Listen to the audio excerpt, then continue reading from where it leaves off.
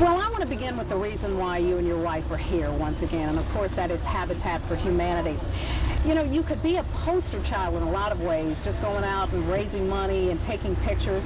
Why do you come out and put yourself through these grueling conditions year after year? Well, this is just the 15th year we've done it. And it's been about this hot or either raining or something every year. So the work is very difficult to start on Monday morning and finish your house by Friday evening, particularly when most of the crews are inexperienced. So I'm really the one that goes around to check on all the houses frequently and make sure that the slow houses get some new workers. This morning I checked all the houses at 5:30, all 100 of them. And so I made a list of every house and what it needs. But if somebody like me is not here, it just won't get done. The second reason is we really enjoy it.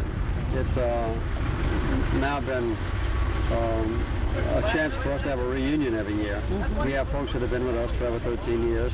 They come back every time. We eat supper together and we visit each other's homes during the year. Next in 1999, we look forward to going to the Philippines. We'll have about 1,000 Americans go, a few from Houston. We have more volunteers than we can handle, really, for the special work weeks. What we need is folks that work the other 51 weeks of the year when we're back at the Carter Center.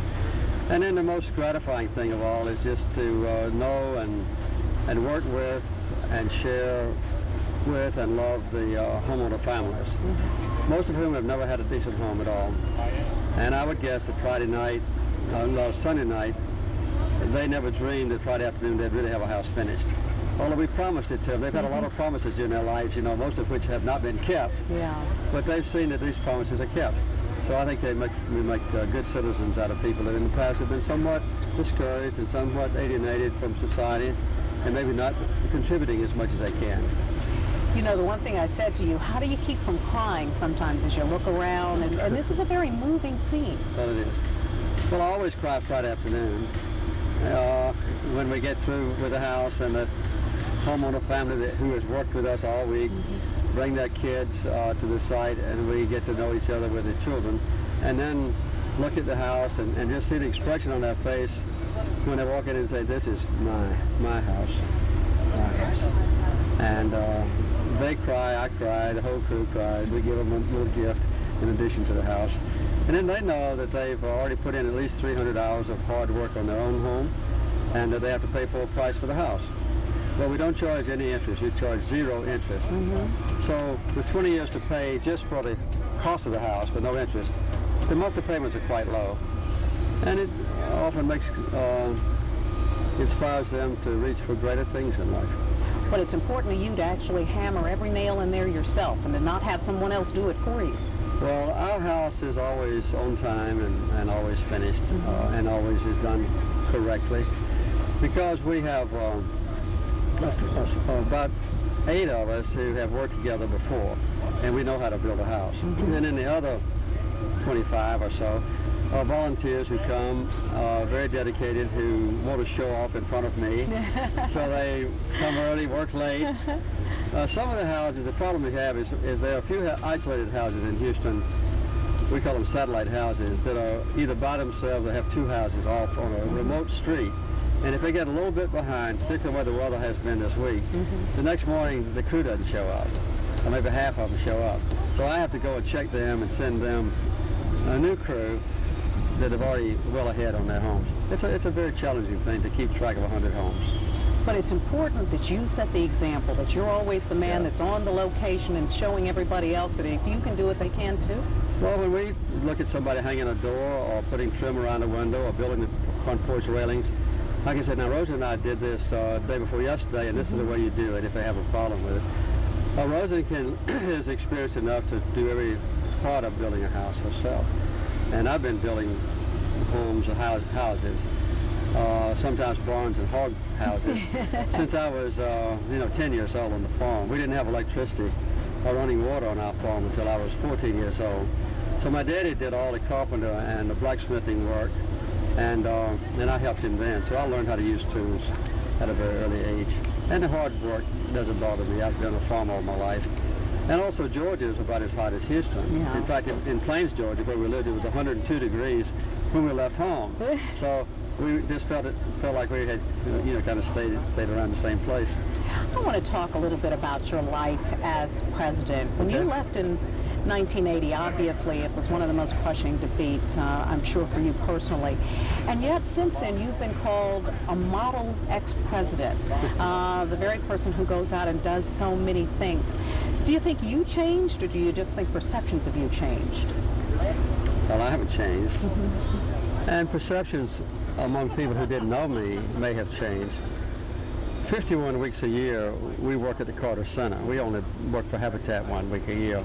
It's kind of like a vacation. The other weeks, we have projects in Africa, Asia, Latin America, mainly among the poorest nations on earth. We monitor every conflict in the world. We negotiate peace. We mediate to prevent wars. We hold democratic elections for people that have never known freedom or democracy before. We eradicate disease. We immunize children. We control terrible afflictions like river blindness. We have about 600,000 small farmers that we teach how to triple their production of corn and wheat and rice, sorghum and millet in Africa. So these are the kind of things that occupy our year. And Habitat is just something that we do for 5 days each year. One of the things you said on the night that you made your concession speech was, I told you I wouldn't lie to you 4 years ago, and I'm not going to lie to you tonight and say this doesn't hurt. But somehow, out of what must have been a terrible personal defeat for you, you turned it around and you became the kind of person who has spent your years after the White House going out and making such a difference in so many lives. How did you come to that? Well, as I say, I haven't changed. I don't think anyone could have been reelected in America who had the hostages being held for 14 months. The last 3 days I was in office, I negotiated the release of all the hostages. Every hostage came home safe and free, which had always been my prayer. They were permitted, their plane was permitted to take off 5 minutes after I was no longer president, which is okay. So I understood the cause of losing the election. I was still very young compared to other presidents who have served out their terms. So we had a good life ahead of us, and we've just defined the things that we like to do. And we've had an ability to use our experience as a governor and as a president, the influence of having been the leader of the greatest nation in the world, our access to people, leaders all over the world. Rose and I have visited 125 or 26 countries since I left the White House. We know people all over the world, and we work with them. And then we have good programs here in the United States too. Rosen is the world leader on mental health, and we work among very poor people in Atlanta, plus our Habitat. So we have a full life, but a very enjoyable life. But do you see this as a continuation of so many of the things you tried to do as president? Well, yeah, I've learned a lot since I left the White House. I didn't know how the people suffered in Nigeria or Ghana or Sierra Leone from guinea worm. I never had heard of it. Now we're just about on the verge of eradicating guinea worm from the face of the earth. I didn't know how to bring about an end to hunger in Africa when I was president. And now we have tens of thousands of small farmers, only have about 2 acres each, in 12 different African nations, and we've tripled our production of basic food grains. From the Carter Center is a task force on child survival responsible for immunizing all the world's children. These are the kind of personal village projects throughout the world that a president never even knows about, much less has the time to try to achieve. So it's been a different life, but we've capitalized on having been president and using that power and that influence and that name to carry out the projects that we like. Well, why not relax? Why not play golf? Play with your grandkids? We relax enough. Rose and I, we're avid fishermen. We play tennis. We ride bicycles. We climb mountains. On occasion, we've climbed Mount Kilimanjaro. We've climbed Mount Fuji and so forth. We are very close to our children and grandchildren. We have 9 grandchildren. Every year, we take them off on a trip. There are 22 of us now in my family. And we go to a different place every winter after Christmas and spend a week, just nobody but our family there. So we have a good opportunity to relax. You spent a number of years being a persona non grata as far as the Democratic Party was concerned in many ways, and I don't mean that harshly, but that is a fact of life. And yet in '92, when you came back, you were welcomed to the convention as a returning hero. How did that feel for you to know that finally you were back in the fold and a member of the family again? Well, it felt better. After I was defeated, I kind of stayed out of the limelight for a while. We organized the Carter Center. We built the Presidential Library. I wrote my memoirs, Keeping Faith. We paid off our debts, which were fairly large. I never have been on the speaking circuit. I never have been a member of any boards of directors of major corporations, things like that. I haven't tried to capitalize on my name, you know, to make a lot of money. But we've done quite well. I've just finished my 13th book, and Rosen has written 4 books, and they've been very successful. So we have enough income to take care of ourselves and our family. So as far as my life is concerned now, it's as good as any other period of our lives, and I think Rosen would agree with that. One of your greatest achievements, the Camp David Accord, anyone would say. How do you feel about what's going on in the Mideast now? Discouraged. There hasn't really been an effective second step. After Camp David and then after the peace treaty between Israel and Egypt, which is still intact, not a word has been changed or violated in it. The Norwegians did a good job at Oslo. That's been the only major achievement in the Mideast. But then when Netanyahu came into power, he in effect canceled all the progress that had been made by Rabin and Peres in negotiating the Palestinian-Israeli agreement. So now it's just in a dormant stage at best, and getting worse every day at worst. I think the chances for peace in the Mideast in the near future are quite remote.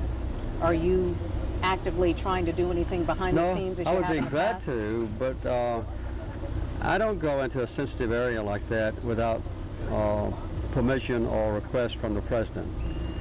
And both President Bush and President Clinton have had people hard at work on the Camp David effort. Jim Baker from Texas worked on that effort when George Bush was president, and of course now the Secretaries of State do that. So they don't need me to interfere, in effect, in the Mideast. If they called on me, I would be delighted to try to help. So we devote our time to other countries that are more in need and not nearly so high in public knowledge or esteem. We try to bring an end to wars in Nicaragua and Liberia. We work to end the war between Eritrea and Ethiopia, things like that. We've just gotten back from Africa. We visited 7 countries in Africa just recently, where we have peace efforts going on, agriculture programs going on, or health programs going on. So I think we have programs now the Carter Center does in 35 African countries. So we stay in touch with them. When you were running for president, you were taken to task for saying you lost it in your heart. And obviously President Clinton these days is being accused of much more than that. There have been a number of scandals since you left the White House, from Iran-Contra to obviously the things that are going on now. Does it concern you in some ways that perhaps that is a taint, if you will, a blight upon the presidency? Well, there's no doubt that allegations of improper conduct hurt the White House, the presidency. The problem is, until the allegations are proven, I think we ought to reserve judgment on it. With the Playboy interview, all I did was quote one verse from the Sermon on the Mount, and it became the most interesting political event of the election year. So I don't have any comment to make about what is true or what is not true about President Clinton. I think we have to wait until the final reports come out. What are you concerned about how the American people perhaps view the presidency these days? Well, there is a disillusionment about politics in general now compared to when I was there, or when President Ford was there, and others. In effect now, the government is subject to what I would call legal bribery. With the campaign laws, the way they have been misinterpreted, the members of Congress are heavily influenced by major contributions, financial contributions, and so is the White House. And a lot of that money can't be used to promote one's own self as a candidate. So the money, the soft money so-called, is used to tear down your opponents. So this has been one of the causes of a horrendous portion of negative advertising. And people begin to believe, if they watch TV at all, that something's wrong with all the candidates, because whoever tends to rise above the others is immediately attacked by those who are behind. So by the end of a campaign, the average voter who doesn't know the details believes all the terrible stories. So it's just a negative, concentration of abuse and lies and distorted facts that permeate the entire campaign period. This was not the case when I ran for president. When I ran against President Ford in '76, he was always my distinguished opponent. President Ford, if I disagreed with him, or my distinguished opponent, Governor Reagan, when I ran against him in 1980, and they referred to me the same way. If we had then resorted to negative advertising, we would have lost. Now the American people, that's all they see is the negative advertising. So I think that's one reason that their respect for the government has gone down dramatically. You asked for us, and I'd like to ask one last question if we could before we go. How would you like history to remember you? Well, accurately, I would say. I'm perfectly satisfied with the accurate assessment of what I did when I was president, what I've done since I was president, and I think that over a period of time that tends to emerge. If a couple of words that I like to hear are peace and human rights, maybe those two words would be the ones that I would prefer. Are you pleased with the special prosecutor, the work of the special prosecutor, Yeah, since you asked for it? At least initially, since you asked for a special prosecutor. Well, I had a whole bunch of special investigators and prosecutors appointed to look into allegations against my administration. Mm-hmm. All of them proved to be false. But it was a real pain in the neck to have to face the financial cost of paying for attorneys. But I mean a special prosecutor in terms of investigating Mr. Clinton right now. Well, I think the special prosecutor's doing the best he can, but I think you can only make a final judgment on his work after it's finished.